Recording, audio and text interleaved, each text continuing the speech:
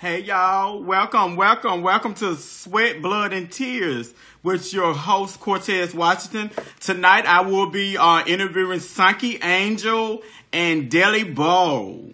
Yes, two of the most known and most famous gay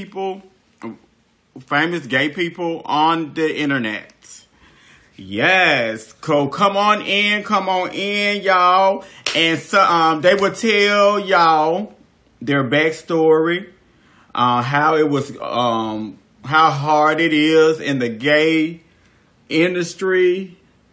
They're gonna let you in on all of it. Like, share, tag, and invite. Give me 300 shares. Hey, everybody, I need 300 shares before I bring them on. I need 300 shares before I bring them on. Hey, everybody. Sunkee. Is you here, Sunkee? Send me a request, Sunkee. Sunkee Angel. Looking fly as usual. Hey, y'all. Hey, how y'all doing? Make sure y'all like, share, tag, and invite. This is going to be a very, very interesting show. Yes.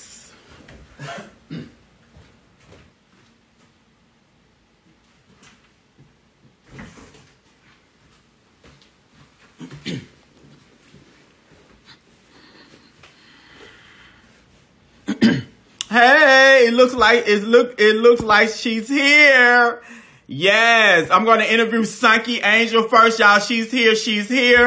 Yeah, she's a very well-known transsexual rapper, and she's doing her thing in the industry, baby. She's taking over, and she's going to come in and tell us about her HIV or whatever, contracting HIV from the guy, and she found it in her heart to forgive him. But I'm gonna let her tell y'all everything, y'all.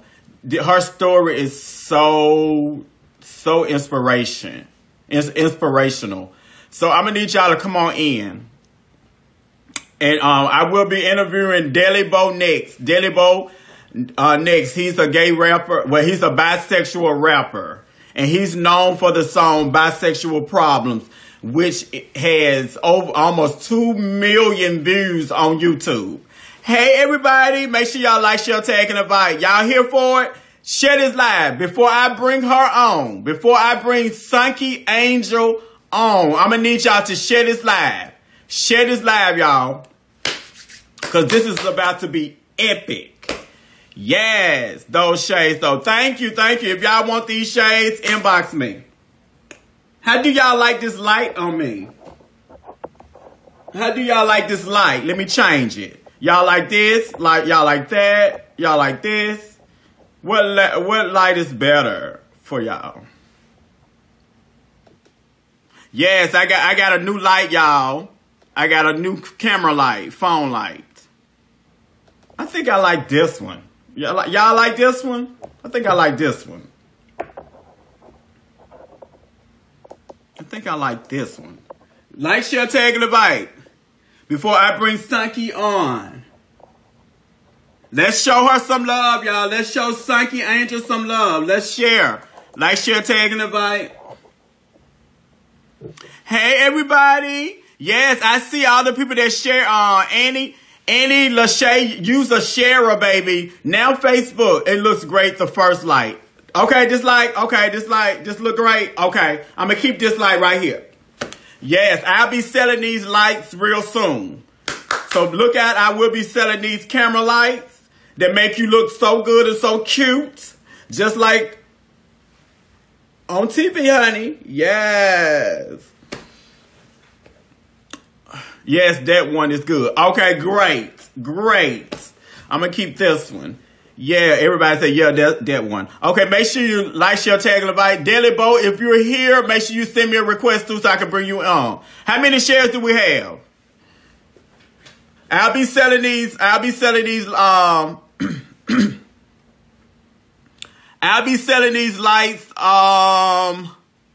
real soon.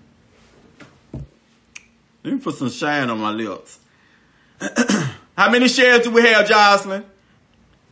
Hey, Wendell. Hey, Deli Bo, we got Deli Bo up in here. Come on in, Deli Bo. Send me a request, Deli Bo, so I can bring you in after I get through interviewing Sunkee. Yes, welcome to Sweat, Blood, and Tears with your host, Cortez Washington, a.k.a. Mr. Roger That, a.k.a. the Queen of Shade, baby. It's going to be a good interview today, y'all. It's about to get real good up in here. You need your own podcast. Yes, I need my own podcast. How many shares do we have? Sunkee, she's in here. Where's Sunkee? She just sent a request. I'm finna bring her on. We got 102 shares. Come on. Let's share. Let me bring her on in.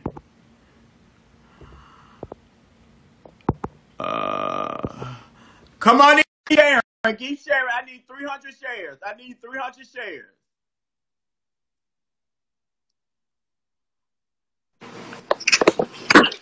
Yes! Yes! Do you have the earphone? Yes. Okay. You want? Hold on 1 second. She's here. She's here. Give me 300 shares. Show Miss Sunkee some love, y'all. She's beautiful. She's in the building. Thank you. Looking so good. Yes.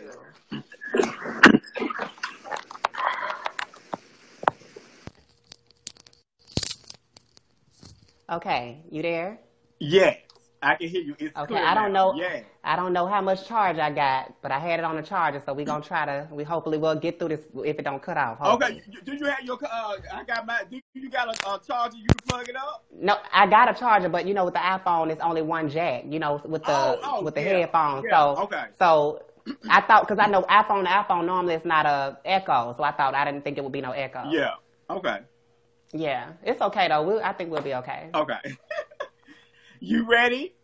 Are you ready? Yes, indeed. Let's go. Okay. So, Sunkee, I would like to for you to introduce yourself to my followers. Yes, indeed. What's up, followers? Hello, I'm Sunkee Angel, the trans alien, transgender recordist artist and singer. I sing, dance. Y'all know I do Auntie Jackie. And yeah, I've been out here living in West Hollywood for some time now. Well, I actually just moved to West Hollywood, but I've been living in Los Angeles for about 7 years now. You know, going for the things that I want to do in my career as a recording artist and comedian. So, yeah. Yeah, and I love you. I mean, I love you so much. You were so funny. You were so talented. I just love everything about you. The first time I seen you, I was like, oh my God, the first time we met on the internet, I was like, I said, girl, I love you. I love your innocence. I just love everything about you. The first time I met you was, you was doing Auntie Jackie. I said, whoever did Auntie Jackie, I fell in love with you. I think, you know, I've been following you for a long time. Okay. Yes. Auntie Jackie. Yes. Yes, I love it. Yes. Yeah, make sure y'all like, share, tag, and invite. Like, share, tag, and invite. Yes, Boonda. The Boonda bounce. Boonda, yes. Yes, boonda, boonda, boonda, boonda, boonda, boonda, twerk. Yes, I love all y'all out there, and I want to first say thank you for allowing me to be on your platform to bring me on as well. You're welcome. Yes, she was a man before. She's a transsexual rapper. Ain't she gorgeous? I know. She's unclockable. Thank you. Yes, I'm transgender. I'm male to female. To me, I feel like to a lot of people, they feel like, okay, well, you're already there, but I'm still in the process of my evolution. You is gorgeous. Ultimately, I'm a woman. That's how I live my life. And by him being asking that question, because you look like, you're not clockable at all. You 100% woman to me. Like, who would knew that? Yes. Who would knew that? But I thank you because a lot of people, some people, even in our own community, which we can get into, you know, even in our own community, which I feel like is kind of crazy to me, we judge one another, and some gays actually still see some trans women as quote unquote men. And it's like we all in the same community. So I want to thank you for allowing me the space to be exactly who I am, exactly who I put myself out there to be. You live as a woman, and you're a woman to me. Yes. Okay, so so break it down. Tell everybody how you came about rapping or whatever, and singing and letting everybody know your backstory.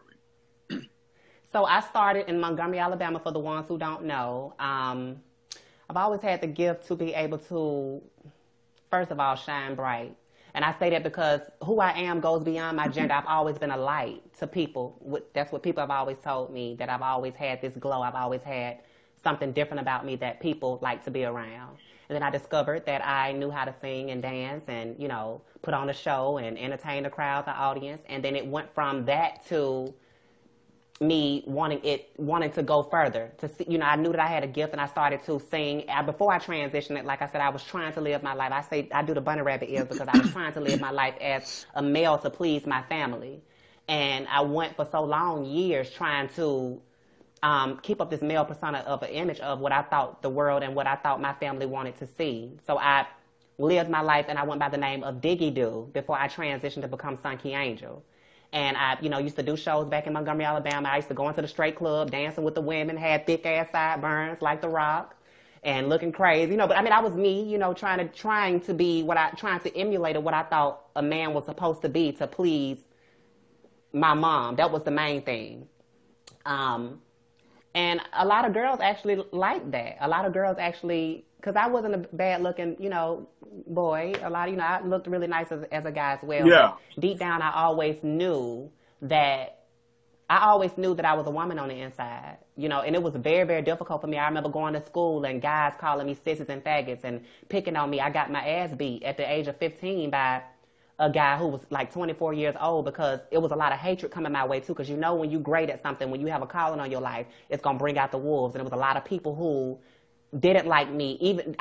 They knew that I wasn't completely honest with myself. It was a lot of other gay people in the community who knew that I wasn't completely real with myself. So they used that as an opportunity to beat me down even further because I was not ready to come out and face my truth. You know, it's stages to this shit. You know, for some people who are transgender, they start out as quote unquote gay first, and then they discover that they're, you know, a woman, and then they transition. So it was a lot that I dealt with coming from Montgomery, Alabama, but at the same time, it was bittersweet because I started out of a city. That's why I started. It's my stomping ground. I love my city, but at the same time, I know in that city, it's very judgmental, and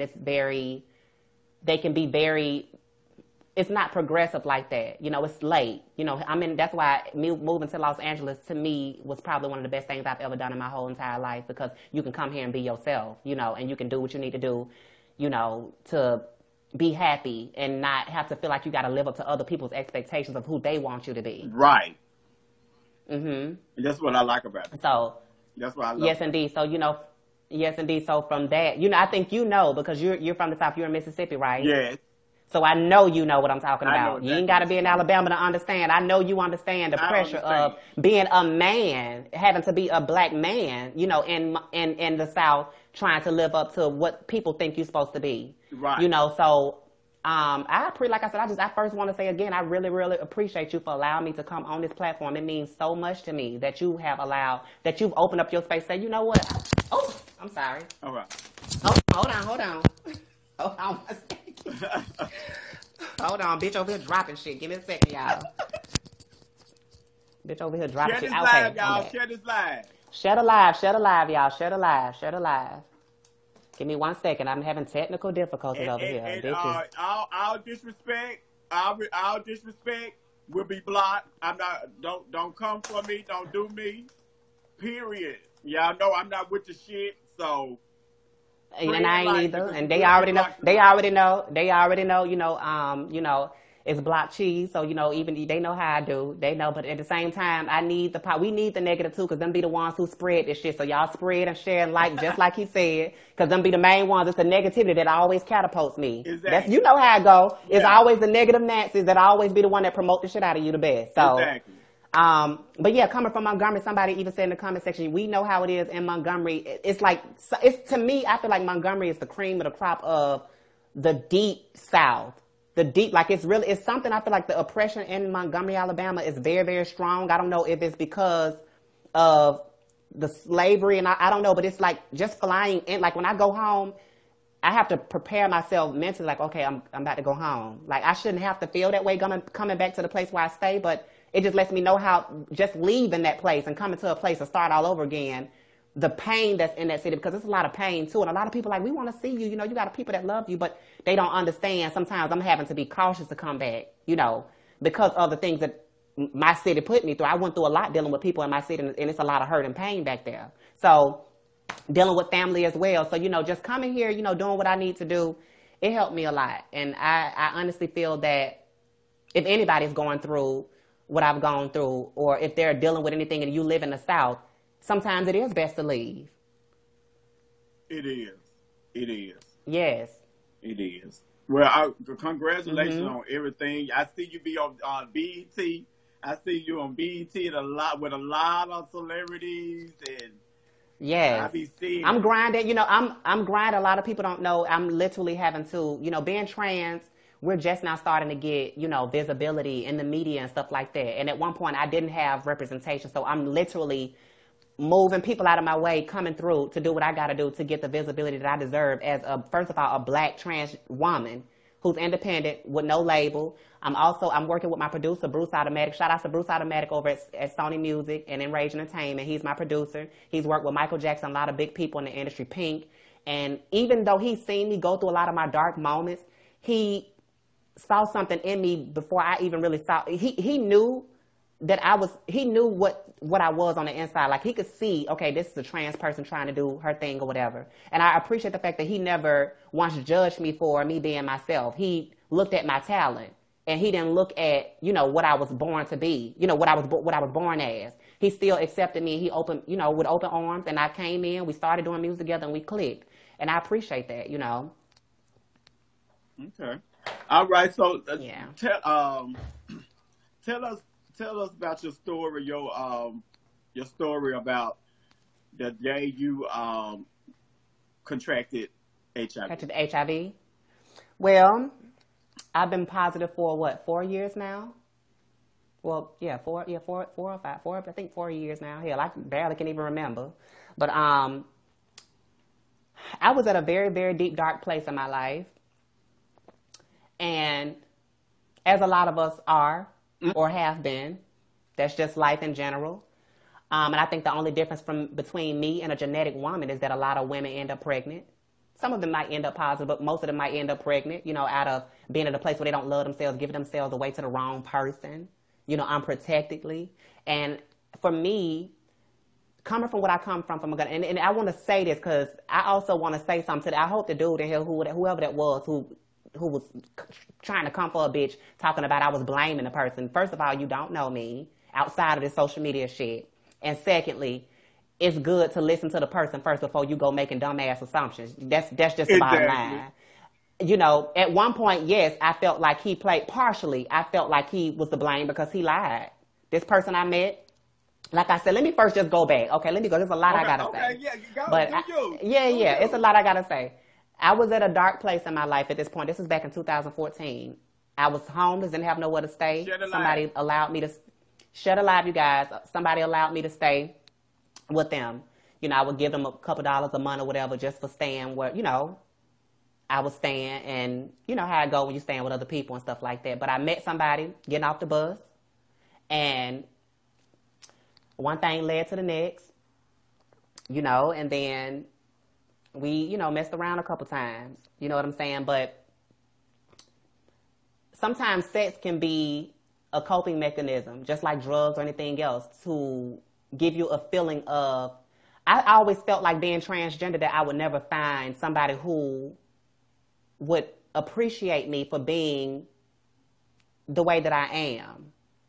You follow me? Like, I kind of felt like, okay, I ain't gonna never find nobody anyway, so I'm just gonna, you know, do me and just let a guy get off. You know what I'm saying? Because that's what I was kind of used to. Then, you know, dealing with trade, dealing with down low men, you know they're not going to want to deal with you openly in public and things of that nature. So I gave myself to someone who I didn't know, which was very stupid of me, which was very, you know, I take full responsibility. I have always taken full responsibility of my status and my part as well, which a lot of people don't do. And especially in the black community, we want to throw the blame at other people. Oh, no, I should have used protection. I should have used the condom. And I should have never, first of all, given myself away to somebody that I didn't know. But like I said, I also understand the mind frame as to why I did what I did. And that's a lot of things that, this is something I feel like we also need to address in the Black community. The mental aspect, a lot of shit that goes on in our community and outside of the community, in the Black community. That's whether you gay, straight, whatever. As far as depression, anxiety, PTSD, and a lot of things that we deal with as Black people in society, or people of color, or, you know, LGBT or whatever. I deal with PTSD. I deal with religious trauma syndrome because I was traumatized through religion, and I was not being accepted by my family. And to this day, I still feel like I'm not being accepted. So when you're not being accepted, you already feel like an outcast, and you get to a place where you kind of just let go and you feel as though, well, I'm not worth nothing. I'm trans. You know, I ain't gonna never find love. You know, I was thinking these thoughts, having all these thoughts. I didn't feel worthy enough within myself at that time. And it's crazy because I might have looked confident at that time within myself, but I wasn't. And like I said, I met the guy. We messed around a couple times. And then I started having symptoms and stuff like that. I didn't really know what was going on. I started having like weird, like to me, it was like my saliva was getting thick. I was having fevers and shit. It was like, I just felt a little off. And it was so crazy because at this particular moment in my life, where I was living at the time, the TV was on, and I kept seeing this commercial come on about making sure, you know, get something about your status and something like that, about like going to get checked or something like that, going to the doctor, know your status, that type of thing. But I would see that commercial every now and then, but it was more so, I was seeing it more than usual. I felt like it was like flashing in my face saying, something was trying to tell me something, like, you need to go, you know, you need to go. Yeah. Go to the clinic, go do something. So I went, and lo and behold, they did too. I think they did the rapid, and they did, I guess, the blood draw, whatever, and it came back positive. So the lady took me into the room, and she was just like, is anybody with you or something like that? And I was like, nah. She was like, okay, come in for a second. I'm like, okay. She said, I just want to tell you that you are positive. And when she told me that, my mouth, my heart, everything. Shed a light. To this day, I'll never forget the feeling. Like it's something that you'll never forget, of course. But my heart literally hit the bottom floor. I was in one room, and baby, my heart was at the bottom floor. It was under the floor, under the pavement. Like, it was really, really, it was crazy. But like I said, it was hard dealing with it. It was hard dealing with it because I knew I had just had sex. And don't get me wrong, he wasn't my first encounter. But the majority of the times, there were moments that I used condom. But I knew with this guy, I didn't use a condom. So, I think it had got to the point where it was times that I would use protection. But I think at this particular moment in my life, I let go. That's how I knew. When I look back now, it's crazy. I don't regret it. But I mean, nobody, of course, I wouldn't wish HIV. Nobody wants HIV. But at the same time, when I look back now, the older version of me, I'm 31 years old now. When I look back now, it's just like I knew I was not in a good place mentally, because I feel like if I was, I would have used protection like I had been doing. So I knew I was at a dark moment. I know that more so now than I did then. But after I found out about my diagnosis, I got diagnosed. He put me on a medication called Stribil. He recently switched me over to a new medication called Gemvoya. I also, dealing with the shit that I deal with my mom and the unacceptance of family, it was hard telling my mother because I felt that she would judge you. She wasn't going to hear me. Yes, that she wasn't going to really hear me. I don't know. I asked the guy, you know, quite naturally people lie. And you can't trust people what they not going to tell you the truth. I asked him, like, you know, are you clean? You don't have anything? He was like, no, I don't have none. But that shouldn't have never gave me the green light to lay down with this man, not knowing him. But like I said, I think I have a different perception about it now, because it's like I was looking for that feeling of wanting to be intimate with a man who loved me, if that makes sense. I want to say what I'm trying to say, and I don't know if y'all understand what I'm trying to say. I wanted to have intercourse with a man who would make me feel good, just to have that feeling of, even though it was in that moment, like I said, which was kind of crazy, but it was something, I wanted that feeling, to feel that it wasn't an acceptance feeling, but it makes you feel sex, it makes you feel like you accept it. But instead of crazy being, ass, it's like, okay, instead of being right, a man who's open. Right, but it was more so. No, I'm saying like the guy who I got it from, he was deep down low DL. Oh, okay. But I'm saying that moment, I wanted to feel that connection of how it's supposed to feel with a relationship. Yeah. Even though it was a short length of time and I didn't know him, but just that feeling, you know what I'm saying? Which is why I gave myself away. And I think now the older I get and I look back, I see that's what I was looking for. It was a feeling that I was trying to get. And like I said, I'm not the only one. There's a lot of genetic women that get the same feeling. It might be in different ways, but they don't have to be trans share this live, y'all. Somebody need to hear this. Share this live, please. Yes. So it's like, I gave myself away because I wanted that feeling of intercourse with a guy who, even though I knew that he wasn't going to accept me, it was just that feeling at that particular moment to get away. And sometimes we're trying to do things to fill a void. Yes, Golden, you just said, I was trying to say it, it wouldn't come out, but it was a void that I was trying to fill. And a lot of us like I said, a lot of women, they might do it because they didn't get the love from their father or whatever. But it was a lot of shit that was going on coming up from my upbringing. A lot of things that were going on subconsciously deep down. Sometimes we don't even know what's going on sometimes. And I'm still working through a lot of the shit at the age of 31. I still have a lot of trauma that I'm trying to uproot out of control and out of manipulation and things that I feel like my family has put me through. That stuff will manifest into other stuff, and then you will start trying to feel good in ways that you can't get it from your family or some shit. I don't know. But I gave myself away. I try not to have no regrets. I'm living. I might have, an ache and pain here, just like nobody else. I mean, I'm undetectable. Like I'm being negative and undetectable is kind of like the same. It's just like, a lot of people think, oh, well, I don't want to, lay with this person because she's positive, but they don't understand that, I have my issues like everybody else. I'm getting older. It's like we all gonna die. Like, it ain't nothing. None of us can escape death. So it's like people who judge people like me, I tell their ass, bitch, I don't know what the fuck you talking about, bitch. We all dying slowly at the end of the motherfucking day. But don't try to judge me because you think that I'm blaming somebody. I'm putting blame on somebody because I'm not. I take full responsibility, Try to get to know people, but don't be a part of the stigma. Either you're a part of the problem or you're a part of the solution. And you yip-yapping off at your mouth trying to put somebody else down is being a part of the problem. So we need to have a clear distinction on what side. People need to pick a side. It's either going to be love or hate. It's either going to be discrimination or it's either going to be love. You need to pick a side. And I'm tired of all these people that are talking about, well, it's like, no, you're a part of it. This is why people don't want to be open about their status. What are you contributing? Yeah. What are you contributing to people to be honest with who they are? You want people to be real and upfront, but at the same time, you judging them out your wild ass mouth. So it's like, I don't understand which you need to pick a side and stay there. Either you're going to be on this side, either you're going to be a hateful person, or you're not. That's why people try to come for me. They be like, and this is one thing I want to say too, because I'm finna go on. You asked me to come on here and keep it real, so that's exactly what I'm going to do. This is the perfect opportunity. Okay. And that's why I love you. That's why I love you for this. Uh-huh. Yes, but that's why I love it, because sometimes you have to speak. It helps me to free myself even more. I'm free, but every time I have the opportunity to speak about it, it makes me just that more, a little bit more free.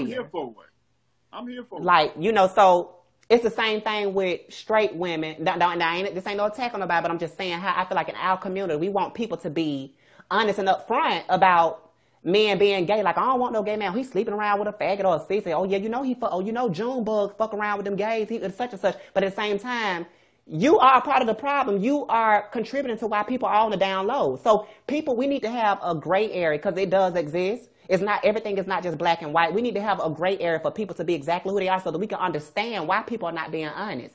So this is about everything around the board, not just HIV, just about people's identity and everything. If you want your man to be honest, maybe you need to be more accepting, and maybe he'll tell you, look, I'm bisexual. I'm attracted to men and trans women or whatever. Yeah, but us knocking them down, they stop judging. That's why a lot of men are on the down low, because look how the people treat the ones that's out in the opening. Who want to be treated like that? Exactly. That's why I understand. I don't bash DL because I understand. People say, well, you need to tell. I'm not going to come. People wanted me to be. Do you know the video that you did? You remember the video you just did recently where you did the one you reshared and you had people, what they call it, the party feed or whatever it is. The live party. But you know what I'm talking about? The live party. The video I was talking about how I put that video on YouTube and it blew up. It got over 100,000 views. I cut the comments off, not because I couldn't take it, but it was a lot of ignorance. I just didn't want that type of energy on my video, because that's not, people missing the point, especially black people. people upset at me because I'm not coming out telling who the person is because I made peace with the person who gave it to me and I got my piece. They feel like I'm supposed to come out and tell who this person is. First of all, because I feel like motherfuckers is nosy and they want to know who it is. And that's all it is. They want me to be. They just want to be nosy. Oh, but now what it is they was trying to make me feel bad and under my video on me telling my truth. And I think they could not take the fact that I'm still sitting here looking good on camera. Now I think a lot of people they want me to be, oh well, yeah, he gave it to me and I don't know what I'm gonna do with myself. And I just. No, and I'm like, I brought him to my apartment. We made peace, and that's what it was. Even gave him a couple dollars out the door. People don't understand my peace about me making peace because the ordinary person would have tried to kill his ass. They don't understand my peace on the situation because. I'm gonna tell y'all that part right there about the bus and all that. Yes. I was making quick. There's a lot I want to say. I'm trying to, y'all bear with me. Just bear with me because it's a lot. I'm just letting the spirit give it to me because I work higher from a higher perspective. You know, I try to get too caught up in the comments. I'm trying to allow the universe, the spirit, to guide me on what I'm saying and how I can say it so that it can touch and reach the people it's supposed to reach. But I had to make peace with that because, first of all, I was afraid. Somebody tried to say, well, you was afraid because no, you maybe gave it to him. First of all, I wasn't positive before I know he was the person that gave it to me. I know he was. Bitch, you're not in my body. I know what I'm doing. So, after that, I saw him, since a lot of people want to know, I saw him getting on the train, I think one time, and we bumped, because I had said, at first, I think I saw him one time, and I was afraid. I was afraid. Yeah. I was afraid, but it got to a point where I'm like, what the fuck am I afraid for? I didn't do this. He did this to me. Why am I afraid? I think it was because maybe if he would have thought that I knew when it got out, he probably, I don't know, I thought maybe he would have tried to do something. Yeah, so that's why I'm like, I'm very cautious at the same time. But I'm far from scared. Like, I will fight and box with you. And as a matter of fact, it got to the point where I told the spirit, I said, baby, I had to tell the universe, just let me see him one more time. I need to do this for me. Look, that's what I'm saying, because I don't know what I would do. If somebody gave me something, I'd probably be in prison because I probably want to kill you, like go and kill that person. Yes. So I know what you mean. But that's what I'm saying. Like, I don't know why this happened. I don't know. I wasn't necessarily going to look for it because you got some people who they call bug chasers who want the disease just so they can get benefits and all this type of shit. But that's not me. I was afraid of it and then I got it. As a matter of fact, it was also spoken on me by certain family members. Like, before I even got it. Motherfuckers being crazy and throwing all types of shade and shit, trying to speak this shit into my life. But once again, I take full responsibility. I don't put it on nobody else but myself. But yeah, I just think he has a part in it too because he knew. He knew, and I think that he was trying to do it intentionally because when he got back, because let me tell you, okay, I'm trying to stay focused. Okay, so when I finally saw him, I was on the train going home. By this time, I'd already got my own apartment and thing. I had already got my apartment and everything. So, like, I was already, like, on my own. Like, now. I'm on my own now. This was before. When I met him, I was staying with people because I didn't have nowhere to stay. By this time, I'd already got my own apartment. So, I'm getting on the train, and I saw him. And I'm like, okay, there he go. So, I'm sitting directly in front of him, facing him. He looking, trying to look out the window like he was trying to avoid me. And I'm like, okay, it's some tea. Something is up. So, I'm like, he'd see me, but he trying not to see me. So, I walked over there and sit directly behind him. And in my mind, I'm like, bitch, at this point, if he try anything, I'm going to beat, first of all, y'all know I'm not with drama and I'm not with, I'm not with violence. But at this point, I was like, he gave me something. We can talk about it like two adults. I'm finna beat the fuck out of him on this train. It wasn't going to be nothing else. I wasn't going to get my ass whooped out that day. I was going to beat the living shit out of his ass if he would have tried anything with me, So, I'm sitting behind this motherfucking ass like, bitch, if you try me, I'm going to beat the fuck out you right here on the spot. And the train going to have to stop. But so as I'm sitting, matter of fact, the train stopped. I got off the train because I didn't know if I really wanted to talk to him then and there, but, right before you stop, the doors, it'll stop and they'll close. So right after that, I got out. So I'm looking and he looking at me out the window and I'm like, what? Like, what you looking at? You know what I'm saying? Like, you looking at me like you know something up, what's up? So I jumped back on the train. Right after that, I sit right behind him, and I'm like, listen, I'm positive. I want to know if you positive, because I need to know what's going on. Like, did you know that night we fucked around or whatever, blase, blase? And he was just like, no. So by this time, and for the ones in the comment section, I don't give a fuck what y'all talking about. This is my truth, bitch. Male or female, it makes no motherfucking difference. You worry about the wrong goddamn thing. The whole purpose is we talking about HIV and trying to get people to strap up. That's what we're, don't worry about the messenger. Worry about the message. That's what it's about. I don't give no fuck about what y'all talking about this male or woman, female, none of that shit. None of y'all, the only ones I'm here for are the ones who love me in the comment section, the ones who here to get a good, to understand the purpose. Because that's what it's about. Ain't no purpose in none of that shit y'all talking about down there. Ain't no purpose in there at all. I have a purpose, and it goes beyond HIV. I'm not just a walking HIV time bomb, bitch. I'm a whole entertainer with fans and everything. People who love me all around the world. Sure do. Please understand that. Sure do. Now, so after I jumped back on the train, had to put that back to where, after I jumped back on the train, bitch, after I jumped back on the train, as I got behind, I'm like, I asked him, did you have it? He was like, nah. So after that, we get off the train together. We talking. I wasn't angry or nothing. It was just I was just at a place where I was ready to discuss it with him, and so that I could get peace for myself. So by this time, he homeless, ain't got nowhere to go. He was like, look, I ain't got nowhere to go. Like, can I please come to your house? And you could tell he had been tired. He ain't had nowhere to go. He was sleeping. Like, you could tell he was run down, like he didn't have nowhere to go. So I'm like, bitch, you ain't coming back to my house. So in my mind, I'm like, but me being who I am, y'all got to understand, I'm a humanitarian. And I know some people going to think I'm crazy for what I'm about to say, but I don't give a fuck, because this shows my heart and who I am. Even after this guy gave me something, I still allowed this guy to come back into my home. Because it takes a certain level of maturity to be able to own your portion as well. And I'm not built like everybody else. I never was. So I'm not going to try to squeeze into this reaction that you think how I'm supposed to react in a situation like this. Because if I squeeze into that reaction, then I'll no longer be Sunkee Angel. This is why I'm Sunkee Angel, because I react to things different. You said he didn't have a place to stay. So I let him come back to, at first I was like, nah, you ain't coming back to my mother. Like, no. But I thought about it. I said, well, you know what? Maybe this will give him an opportunity to open up to me so we can talk about it. So he came back. He ended up coming back to my place. We talking or whatever. And I'm asking him, like, you didn't know. So I'm like, what's, like, I'm positive. I need to know what the fuck is going on. I know what we did. I know you ain't finna step here and lie to me. I know that we didn't use a condom. We went by 4 rounds, nigga. Like, I know what's up. You're not finna tell me you don't know what's going on. So I'm not necessarily, I didn't beat him. I didn't lash out at him. I never once put him down. This was my way of dealing with it. Like I said, everybody got their own different ways of how they deal with shit. And some people, as quiet as it's kept, don't really know how they would deal with certain shit until they in this particular, they don't know. You strong to forgive. So, you strong.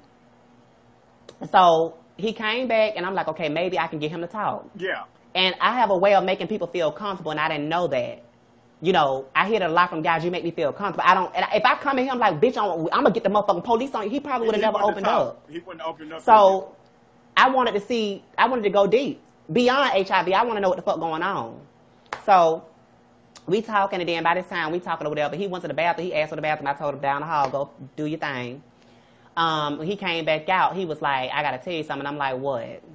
So he was like, yeah, it was, it was me, Share this live, yeah, like, please, share this live. He was just like, share, tag, and invite. He was just like, yeah, like, yeah. And I'm like, yeah, what? You're not telling me nothing. He was like, yeah. I'm like, so what are you saying? Can you just open up and be honest with me and tell me, like, what you saying? I need to know what's going on. This is for my peace and my closure at this point. I can't change the past now. It is what it is. We both didn't use a condom. I'm taking responsibility in my part. Did you know you was positive? And although he was being indirect, he pretty much told me, yeah. Like, he was saying he felt bad and all this other stuff. And I was like, okay, well, that's all. Yes. So all I wanted to do was get that out of him. That's all I wanted to do. And for anybody who feel like I'm dumb or I'm stupid, I just want to say this, because like I said, I don't care about the comment section. I don't. If I didn't, bitch, I would have never came out about my status to the world. How many people y'all know that y'all look up to right now that might be positive? Because I'm not the only one. There's a lot of people in the industry that's positive. They're just not saying nothing. I promise you. Right. They ain't saying nothing. Right. Charlie Sheen is not the only one. Charlie Sheen Charlie Sheen is not the only one, baby. It's a lot of people that's positive. They just don't know how to come out with it. And I want to let people know that, bitch, it's okay to be positive. It's okay to be open. It's okay to be open, bitch. Bitch, it's men. Let me tell you something. I know I'm not no ugly bitch. It's men who know my status and they still want to fuck. They still want to get to know me. It's not like it's the end of the motherfucking world. You can still have a positive life after a positive diagnosis. Is it going to be easy? Not a death sentence anymore. Is it easy? No. But like I said, bitch, we all got an expiration date. And for the same ones, like all these people who want to health read and put people down who pause and stuff like that, bitch, be careful. Be careful, bitch, because you don't know what situation that just because you're using a condom don't necessarily mean that you're not susceptible to not getting it. Condoms break. Shit happens, bitch. Like, so that's why a bitch could never come for me, because I own my truth. And when you begin to take your power back, they can't use it against you. That's one thing. What you wishing on somebody? It comes back. It comes back. Triple. It comes back triple. And the gag is you don't know how it's gonna come back. Exactly. So be careful. We all need to be careful. All of us. Ain't nobody better than no motherfucking body, bitch. I don't give a fuck how far I go. You ain't gonna never, as much as people try to shade me out, to try to make me to be like I'm this shady person when they really don't know me. I'm probably one of the most loved people you could ever meet in your life. I think people envy my strength because they dealing with the same shit and they don't know how to. They've been dealing with this shit for years and they like, damn, this bitch just come out and she's so open, like, so happy. Damn, and so happy and ain't looking broken. But now, don't get me wrong, I have my moments, bitch.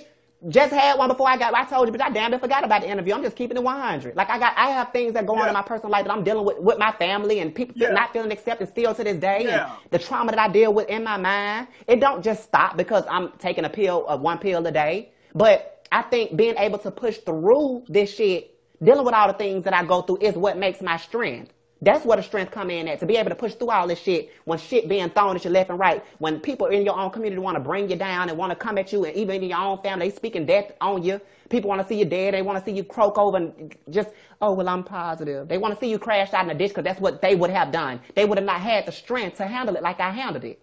So people can't take my strength. They don't know, like, how the fuck is this bitch still able to be at a place of peace and ain't trying to kill this motherfucker who done gave it to him? So, I'm not gonna lie, every day ain't easy, but it's hell. It wasn't easy when I was negative. So it's like when you think about it, I'm just like, you know what, I'd rather be. That was God telling you to forgive. Yeah, you know, I'm spiritual. But you know, I know it was hard. It would be hard. Yeah, I don't. For the ones who, I know, but don't get me wrong. I don't down nobody. Y'all know I'm spiritual. I'm not Christian. I respect everybody's beliefs, whatever. Now, the reason why I'm not is because of what they did to me in that religion. To me, I feel like it's an occult, and this is why a lot of people in this mind frame, you can't have a place of peace because it teaches, to me, I feel like it's throwing two messages. It's either going to be love or hate. And situations like this will even bring it out of you. You have to really see, it's a thin line. And sometimes it's a test to see how you're going to deal with it. And a lot of people ain't ready to deal with certain things like this because all they know is, hey, I'm going to kill them. They don't know peace, love, joy, and forgiveness and things of that nature. And don't get me wrong. It's certain situations I feel like I might not even, I don't know. I might forgive you, but I'm going to be over here from a distance. I might not fuck with you again, but I'm going to be over here from a distance from you. I still love you from a distance or whatever. But the rest of the life that I got left in my body, I'm going to try my best to live it as happy as I can while I'm still here. Because first of all, me being trans was one strike. And then now I'm positive. It's like I had all these different shame barriers put in my mind already. And then HIV come along and it's like, oh my God, here go another thing for me to be shameful about myself. And it's like, you know what? I sat back one day and said, you know what, bitch? I said, you know what? I'm not finna do this. I'm not, because I already know bitches is out. They would love to get this piece of tea to say, oh, Sunkee pod. They would love to run with this shit. Bitch, I'm going to come out about my status. I'm going to make a song about it. Tell your own truth. Can't nobody tell your truth but you. Yes, and they can't use it against you when you come out. So, I made the song, I'm Not a Label. For the ones who want to see my story, you can also go to YouTube and type in Sunkee Angel, I Am Not a Label. You will see the whole music video, me telling my whole story and everything. I put the whole thing, the whole reenactment of my diagnosis and everything. I put the whole diagnosis in there and everything. I mean, it's a real life story for me. I'm not just coming out for likes and attention, because to me, I get enough of that. It's not about that. It's to help people. That's what I've always wanted to do. You just don't know how many people you might be helping right now with just watching this live. I believe that. Sometimes I don't think I'll ever understand how many people I've helped in my lifetime. I don't think I will. We help people. I don't think, because sometimes I don't. People don't even know it. Like some people, I just be doing my lives and stuff, and people be really inboxing me like, "Oh, Cortez, you have changed my life around. Yes. I was thinking I was about to kill myself. No one, Yes. none of my family loved me. And some people call and say, I got cancer. And that's why I do what I do. That's why I continue to do what I do, because I help people whether I know it or not. Yes. And, you know, I made my peace with him. He was still trying to fuck. It's like he didn't care one way or another. Because, I mean, at this time, a couple years had passed by. I think at this time, it was already done. I'm already positive. He was still trying to fuck me while he was staying at my house. But I'm like, nah, I can't do that. What, you think I'm finna fuck with you again after you done gave me something? But even through all of that, I was never hateful. As a matter of fact, he didn't have no food. I gave him a couple dollars out my pocket to eat. And a lot of people looked at me like, bitch, you crazy. I would have never, what the fuck, this person infant. But first of all, I'm a humanitarian. Yeah. If you don't know what that means, go look it up. I have compassion for people, and I got to understand that the mind frame that he in to even be able to pass this on to somebody lets me know that he's a fucked up individual. But I'm not going to take on that same energy and become just like him. Because that's what a test is, I feel like, for us. If we're not careful, we'll become just like the people who have infected us and who have traumatized us. And it's a real thin line. And we wonder why we walk around here fucked up and brittle and broken behind the scenes. And we trying to make everything look so perfect on the outside. But behind the scenes, we broken and all fucked up. That's why. So I'm just going to keep it 100 till the day I die. I don't give a fuck who don't like it. That's just how the cookie crumbles for Sunkee Angel. I'm waiting on the book. It's coming. It's coming. We working on that. And, you know, it's a lot of things in the works. You know, I'm doing the music thing right now, just like I told them. And the new song that's coming out, y'all, I have to let y'all know about the music, because I don't want people to think that I'm just this HIV, just walking around just like I got HIV. Like, it's not just, let no. them know what you do. I'm a whole artist. Like, I just so happen to be HIV positive. I just so happen to be transgender, bitch. Like, I'm an artist first. And I'm not going to let nobody try to use this HIV shit as a way to hold some type of power over me. Like I said in my motherfucker, and the people who want to try to judge trans women just because we're trans, bitch, we all started out as female in the womb. All of us. If you don't understand that, bitch, go do your research, go deeper. I'm just going back and touching bases with the aspect in which I first started. That's all, because I'm spiritual.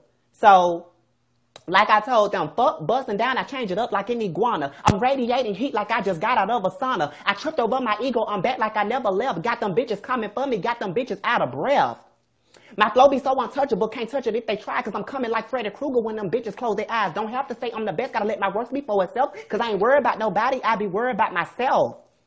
Bitches be hyping themselves up, but they better change their ways. I'm coming back like the rapture, like we in the last days.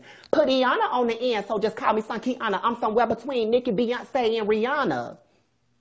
It's a booby trap, bitch. I got them taking off they blindfold like the bird box. They rather face me with their eyes closed. They rather face me with their eyes closed because they know I'm coming with the truth. People don't like when you too confident. It's a threat to other people who are still walking in the dark.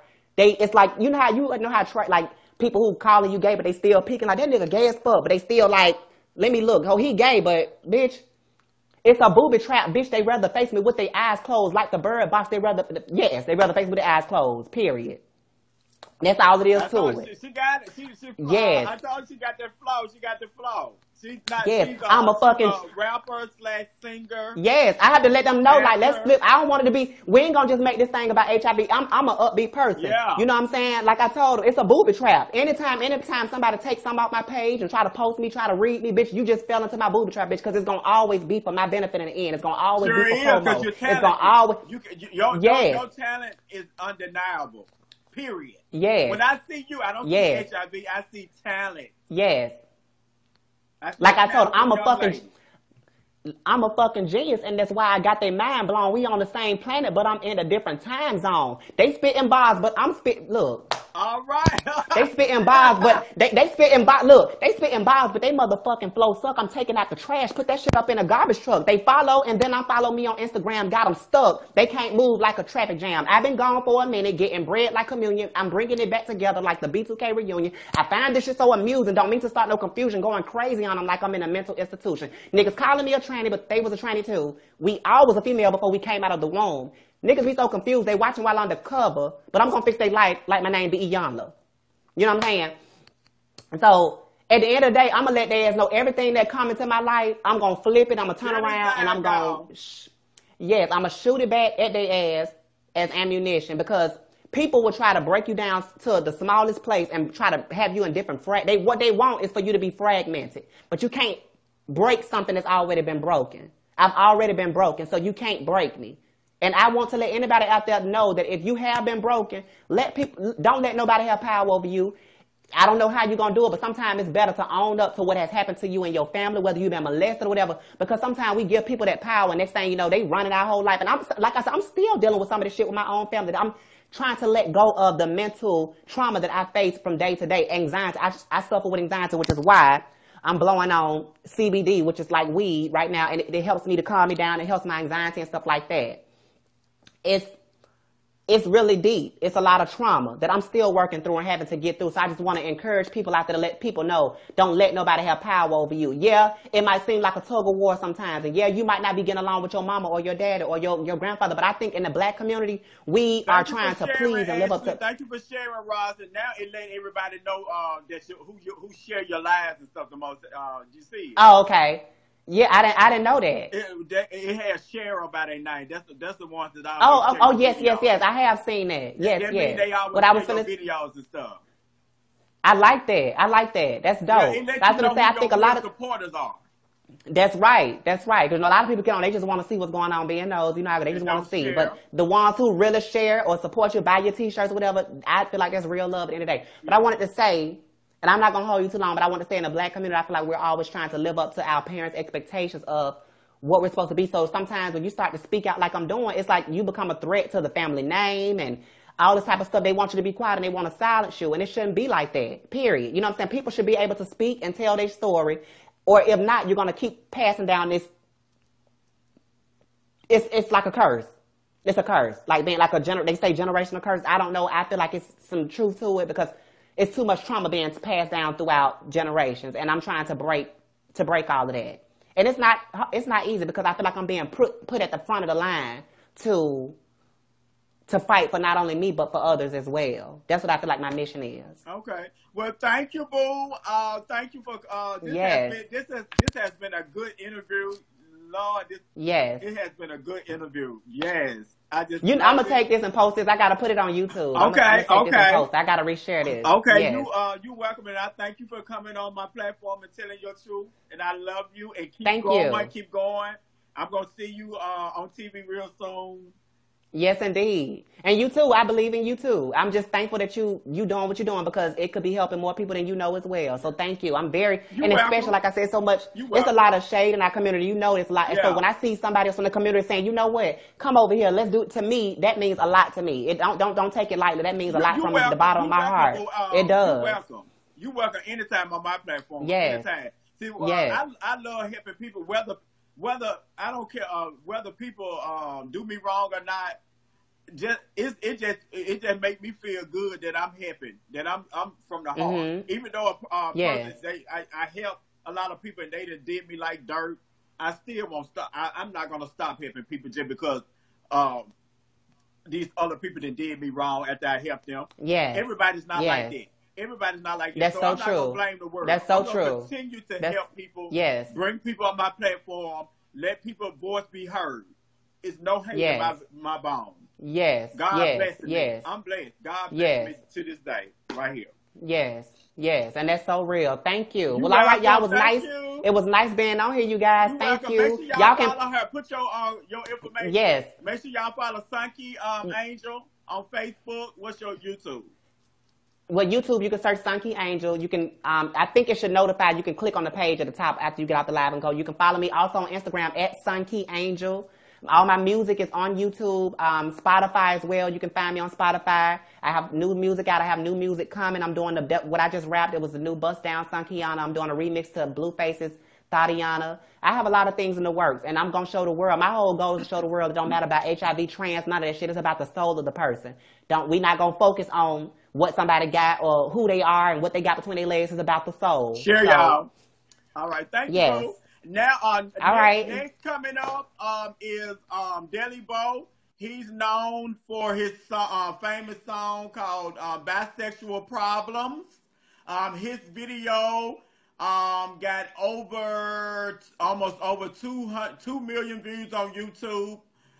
And I'm about to bring him in and let him tell y'all about himself and his music. Where you at? Where you at, Deli Bo?